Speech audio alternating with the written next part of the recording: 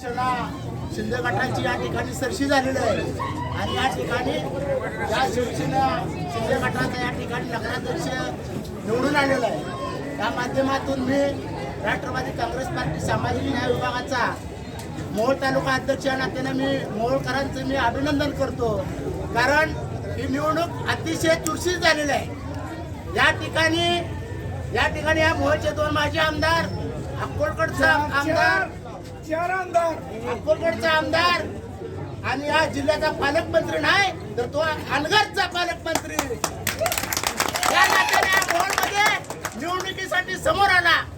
जनतेने त्यांना नाकारलेला आहे आणि या ठिकाणी आमचे राष्ट्रवादी काँग्रेस पार्टीचे जिल्ह्याचे अध्यक्ष उमेशदादा पाटील असतील, आमचे रमेश बारसकर साहेब असतील, यांच्या मनाने एक मोठेपणा दाखवला।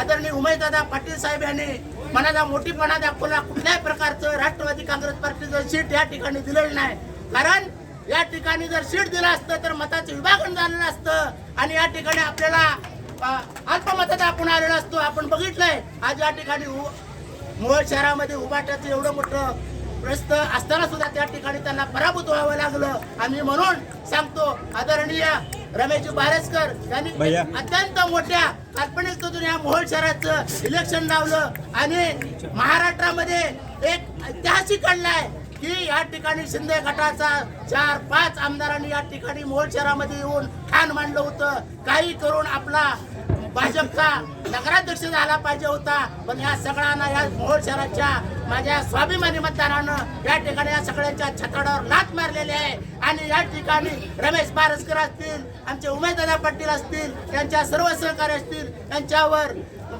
विश्वास ठेवून आज आपल्या मोहोळ तालुक्याचा एक किंग मेकर या ठिकाणी नगराध्यक्ष निवडून आणला। त्या सर्वांचं मतदारांचं प्रथम या सर्व मतदारांचं अभिनंदन करतो। आदरणीय उमेशदादा पाटील साहेब असतील, रमेश बारसकर, या सर्वांचं अभिनंदन करतो आणि माझे 2 शब्द संपवतो।